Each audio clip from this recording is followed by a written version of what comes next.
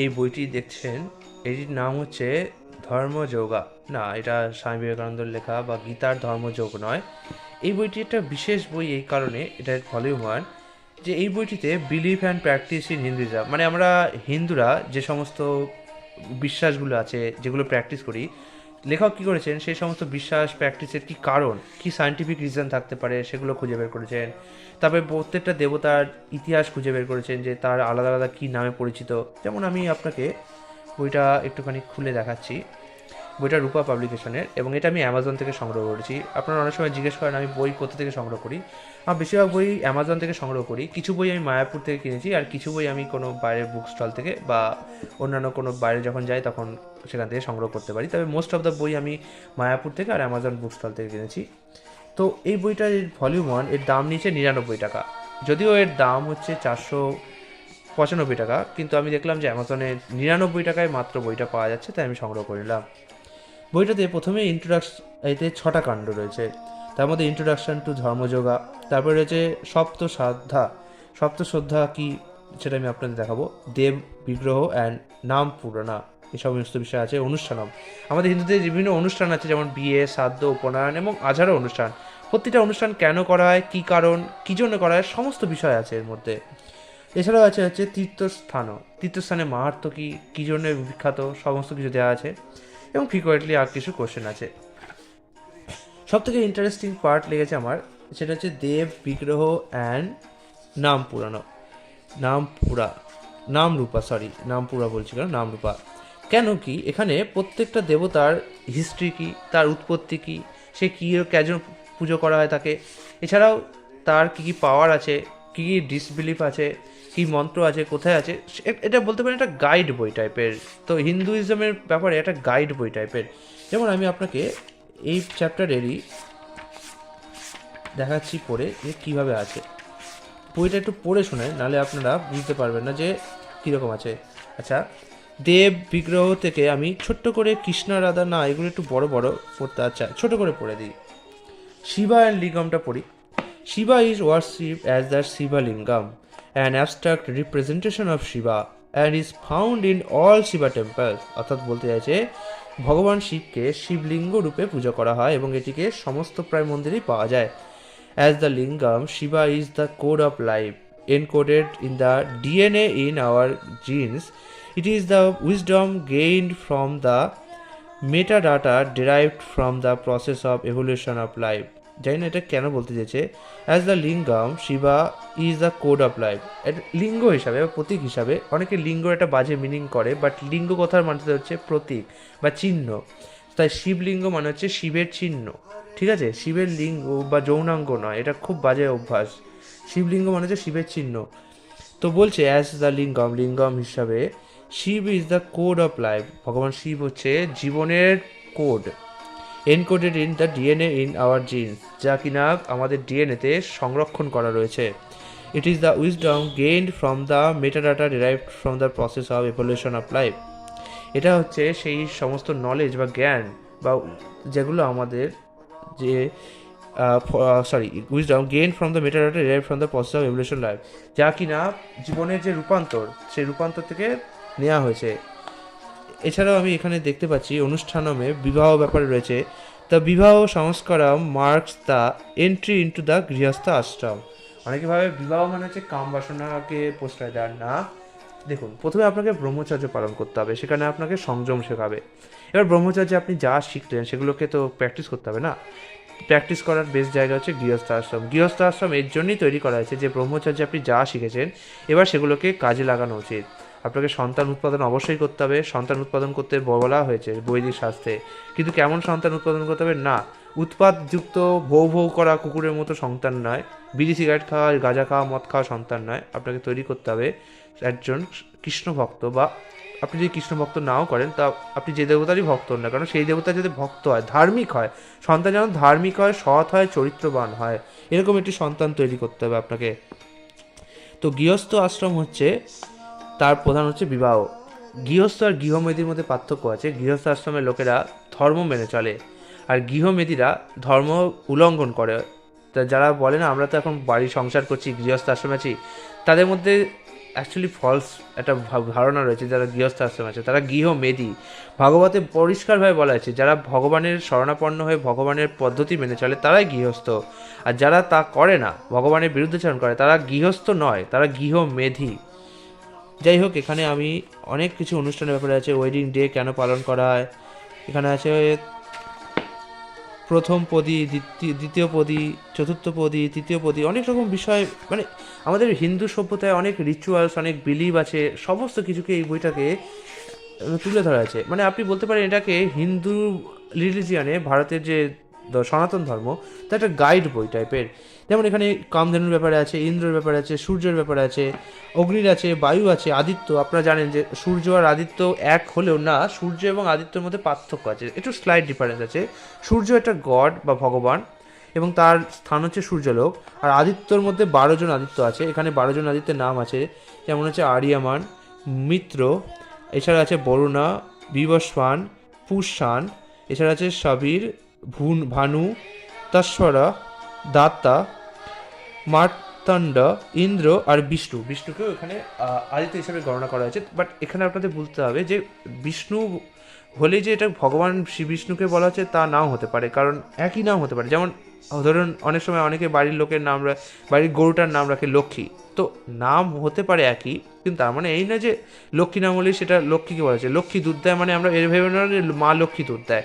তো অনেক সময় আমরা দেখবো পুরাণে বা মহাভারত বা যে কোনো শাস্ত্রেই বলো না কেন, কৃষ্ণ নামে একটা অসুরের কথা পাওয়া যায়। তো থেকে অনেকে ভাবে ও কংসের কারাগারে জন্মেছিল কৃষ্ণ, তাই কৃষ্ণকে অসুর বলা হয়েছে, আর ইন্দ্র কৃষ্ণ নামক অসুরকে বধ করেছে, তার মানে এটা নিশ্চয়ই ওই কংসের ভাতিজা কৃষ্ণ এরকম কিছু একটা হবে, বা কংসের আমাদের যে ঠাকুর কৃষ্ণ এরকম হবে না। কৃষ্ণ নামক অসুর কারোর নাম হতে পারে, কেউ কালো বলে কৃষ্ণ কথার মানে দুটো হয়, এক হচ্ছে কালো আর এক হচ্ছে সর্বাকর্ষক। তো যদি ওষুধটার গায়ের রং কালো হয় তো তার নামে কৃষ্ণ হতে পারে। যেমন কৃষ্ণ দৈপায়ন ব্যাস, ব্যাসদেবের গায়ের রং শ্যামবর্ণ ছিল বলে তাকে কৃষ্ণ দৈপায়ন ব্যাস বলা হতো। তো কৃষ্ণ নাম অনেকেরই হতে পারে, তো এমন নয় যে সে ভগবানের নাম নিয়েছে বলেই সে ভগবান হয়ে গেল। যাই হোক, তো এই কুযুক্তি থেকে বাঁচবেন। এছাড়া রুদ্রের ব্যাপারে আছে, অশ্বিনী কুমারদের ব্যাপারে আছে, নবগ্রহের ব্যাপারে আছে, বসুদের ব্যাপারে আছে, আমরা জানি অষ্টবসু। এছাড়াও আমরা ছোটোবেলায় পড়েছি না, একে চন্দ্র, দুয়ে পক্ষ, কৃষ্ণপক্ষ, শুক্লপক্ষ, তিনে নেত্র, বাম নেত্র, ডান নেত্র আর জ্ঞান নেত্র, চারে দিক, পাঁচে পঞ্চবান, চারে বেদ পড়েছিলাম, সরি, চারে বেদ, পাঁচে পঞ্চবান। পঞ্চবান কি? কামদেবের 5টি বান আছে, সম্মোহন, জাম্ভন, তাপন, স্পর্শন, আর একটা কি যেন আমার মনে পড়ছে না আপাতত। যাই হোক, 5টি বান আছে। এছাড়া হচ্ছে আমরা সাথে সমুদ্র পড়েছিলাম, ক্ষীর, সুরা, ইক্ষু, দধি, ঘৃত, ক্ষীর, সুরা, ইক্ষু, দধি, ঘৃত, দই, দধি তো মানে দই, দুগ্ধ বা দুধ, আর একটা লাস্ট যেন কি, লবণ। তো এই 7টি সমুদ্র আছে। অনেকে আবার ভেবে বসবেন না যে আমাদের মুনি ঋষিরা কেমন ছিল, এরকম নাম দিয়েছে কেন, হ্যাঁ মহাকাশে দুধের সমুদ্র আছে না। অনেক সময় জিনিসটাকে জাস্ট মেটাফর ইউজ করা, যেমন আমরা আকাশগঙ্গাকে ইংলিশে কি বলি? Milky way. তার মানে কি, সেটা কি দুধের ওয়ে? না, দুধের রাস্তা না। আকাশগঙ্গা দেখতে সাদা সাদা বলে আমরা নাম দিচ্ছি মিল্কি ওয়ে। তেমনই হতে পারে যে মহাকাশে কোনো যে সাগর, এমন একটা স্পেস আছে যেটা কোনো সাদা অংশে ভরে আছে, তো এই জন্য আমাদের ঋষিরা সেটা নাম দিচ্ছে দুধ সাগর। হতে পারে এমন কোনো জায়গা আছে যেটার মধ্যে সোডিয়াম ক্লোরাইড বা এই সমস্ত জিনিস ধাতু বেশি আছে, তো তার নাম দিয়েছে হচ্ছে লবণ সাগর। আবার কোনো জায়গায় অ্যালকোহলের মাত্রা বেশি আছে, আমরা জানি যে স্পেস, আমাদের যে স্পেস, সেটার গন্ধ নাকি বিজ্ঞান বলেছে রাসবেরির মতো, তো আপনি এই জন্য স্পেসকে বলতে পারেন এটা রাসবেরির সাগর। তেমনই কোনো জায়গায় কোনো শূন্যস্থান আছে, সেই শূন্যস্থানে অ্যালকোহলের পরিমাণ বেশি, তো সেটা হয়ে গেল সুরা সাগর।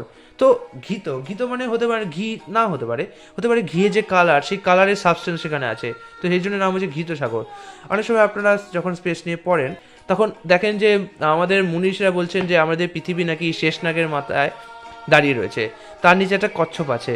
তো এবার দেখুন, সব কিছু কিন্তু হতে এমন নয় যে মেটাফোর হিসেবে ইউজ করা হয়নি। হতে পারে আমাদের পৃথিবীটা যে সাবস্টেন্সের উপর দাঁড়িয়ে আছে সেটা শেষনাগের মতো দেখতে, সেটা আবার যার উপর দাঁড়িয়ে আছে সেটা কচ্ছপের মতো দেখতে, তাই আমাদের ঋষিরা ওটাকে কচ্ছপ বলে দিয়েছে। যেমন উদাহরণ হিসাবে অনেক সময় স্পেসে অনেক সময় বিভিন্ন রকম আকাশ নীহারিকা দেখা যায়, এবং আমাদের অনেক সব বিজ্ঞানীরাও বলে এটা ঈগল নীহারিকা, কারণ ঈগলের মতো দেখতে। তো এমন হতেই পারে যে যে প্রকৃত যে জগৎটা ওটা দেখতেই হয়তো সাপের মতো, বা অ্যাজিউম করে নিচ্ছে মানুষ, ঠিক আছে।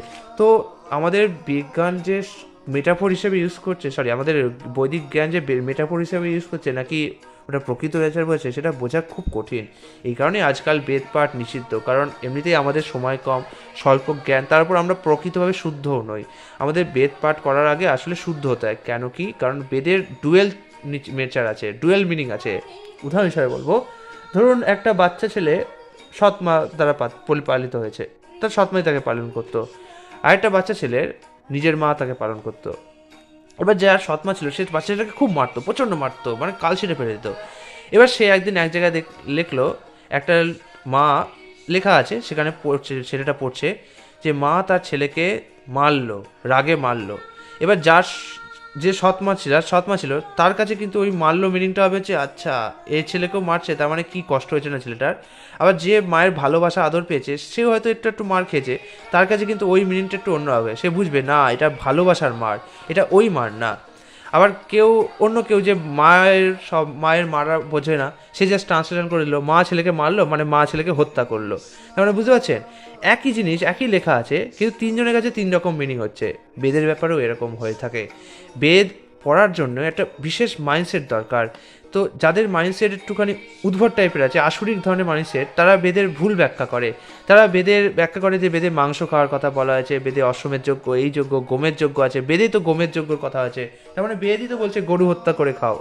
না বাবা, বেদে গোমের যজ্ঞের পরবর্তীকালেও অনেক কিছু বলা আছে, একটা প্রসেস দেওয়া আছে যে এই প্রসেসে করে খেতে হবে।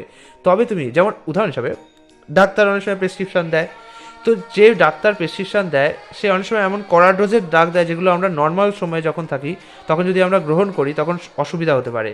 কিন্তু ডাক্তার যখন আমাদের রোগ বুঝে প্রেসক্রিপশন অনুসারে সেই ওষুধগুলো দেয় তখন কিন্তু সেই ওষুধগুলো আমাদের জীবনে প্রাণদায়ী হতে পারে, ঠিক আছে? কিন্তু যদি নর্মাল সময় সেই ওষুধগুলো আমরা খাই তাহলে আমাদের জন্য মৃত্যুর কারণ হতে পারে। তেমনই বেদ হচ্ছে সেই ডাক্তারের প্রেসক্রিপশনের মতো, সেখানে যখন কোনো কিছুর বর্ণনা দেওয়া আছে তার মানে নিশ্চয়ই সেটা কোনো কারণবশত দেওয়া আছে, নিশ্চয়ই কোনো প্রসেস বশত দেওয়া আছে। তো যারা এই সমস্তগুলো বোঝে না তারা ওপর ট্রান্সলেশন পড়ে আর ভাবে যে বেদ তো অশ্লীলতায় ভরা, এখানে কি হচ্ছে, একজন মুনি ঋষির বীর্য থেকে বাটি থেকে কি মানুষ তৈরি হয়ে যাচ্ছে। না বাবা, ওখানে নিশ্চয়ই কোনো ব্যাপার আছে যেটা তোমরা বুঝতে পারছো না। এই যুগে এই জন্যই বেদ পড়া নিষিদ্ধ, কারণ এই যুগে মানুষের প্রপার ব্রহ্মচর্য ট্রেনিং দেওয়া হয়নি, ব্রহ্মচর্য যে আত্মসংযম সেটা হয়নি, তাই এই যুগে বেদ এই কারণে নিষিদ্ধ। শুদ্ধদের বেদ এই কারণে পড়তে বলা হয়নি, কারণ শুদ্ধদের যেহেতু স্যালারি নিয়ে বেঁচে থাকতে হয় তাই তাদের পরিশ্রম করতে হয় মানুষই, তো তাদের ব্রহ্মচর্য পালন করা তো প্রায় অসম্ভব। এই কারণে শুদ্ধদের বেদ পড়া নিষিদ্ধ। এছাড়া আর কোনো নিচু জাতি উঁচু জাতি কারণ না। ব্রাহ্মণদের কেন পড়তে বলা হয়? কারণ ব্রাহ্মণদের মেন কাজই হচ্ছে ব্রহ্মজ্ঞান লাভ করা, তাদের আর কোনো কাজ করতে বলা হয়নি। বলা হয়েছে ব্রাহ্মণরা কী করবে, শুধু ভিক্ষা করে খাবে, ক্ষত্রিয়রা কী করবে, শুধু ট্যাক্স নিয়ে খাবে, বৈশ্যরা কী করবে, শুধু প্রফিট বা লাভ নিয়ে খাবে, আর শূদ্ররা কী করবে, শূদ্ররা শ্রমের বিনিময়ে পারিশ্রমিক নিয়ে খাবে। তো সুতরাং প্রথম তিনটে বর্গ ব্রাহ্মণ ছাড়া এদের সবসময় কোনো না কোনো কাজ করতে হয়, কিন্তু ব্রাহ্মণদের মেন কাজই হচ্ছে ব্রহ্ম আরাধনা করা। এই কারণেই ব্রাহ্মণদের বেদ পাঠ করতে বলা হয়েছে। যদি কোনো ব্যক্তি শূদ্র পরিবারে জন্মগ্রহণও করে কিন্তু তার হাবভাব ব্রাহ্মণের মতো হয়, তো সে অবশ্যই তার দ্বিজত্ব প্রাপ্তির মাধ্যমে, উপনয়নের মাধ্যমে বেদ পাঠ করতেই পারে, কোনো বাধা তাতে নেই। অ্যাকচুয়ালি আমরা ভাবি যে শূদ্র মানে লোয়ার কাস্ট, না, শূদ্র হচ্ছে জাস্ট একটা জাতি, যেমন ডাক্তার ইঞ্জিনিয়ার হয় সেরকম। আমরা বলি কি ডাক্তার ছোট লোক, না না, এরকম বলি না। আমরা বলি কি আচ্ছা ও ডাক্তার, ও ইঞ্জিনিয়ার, ও কৃষক, এটা আলাদা আলাদা পেশা। তেমনি ব্রাহ্মণ, ক্ষত্রিয়, বৈশ্য, শূদ্র, এটা আলাদা আলাদা পেশা, এটা একটা বর্ণ, ঠিক আছে? তো যার যেমন স্বভাব সে সেই হিসাবে বর্ণ বেছে নিতে পারে। তো এইগুলো অবশ্যই এই বইতে নেই, এগুলো আমি আমার অন্যান্য ভগবত থেকে বললাম। তো বইটা তো খুব ভালো, যদি 99 টাকা দাম থাকে তাহলে আমি আপনাদের অবশ্যই বলবো এই বইটা আপনারা সংগ্রহ করে নিন। এটা অ্যাকচুয়ালি হিন্দুইজমের গাইড বুক হিসাবে আপনারা ব্যবহার করতে পারেন। হিন্দুইজমের রিচুয়ালসগুলো কী, কেন, এর সায়েন্টিফিক ব্যাখ্যা কী, বা এর কী কী পার্ট আছে, অনেক ভেতরের কথাও আছে, সেগুলো ব্যাখ্যা করতে পারার জন্যে আপনারা জানতে পারবেন অনেক নলেজ, হিন্দুইজমের ব্যাপারে অনেক কিছু জানতে পারবেন, ঠিক আছে? তো এইভাবে আপনারা জিনিসটাকে পড়তে পারবেন। খুব সুন্দর বই এবং খুব ভালো পৃষ্ঠায় বাঁধাই করা আছে, এবং এখানে লেখকের ছবিও রয়েছে, দুজন লেখক, এবং 334টা পৃষ্ঠার মতো বই। অবশ্যই বইটা সংগ্রহ করুন। হরে কৃষ্ণ।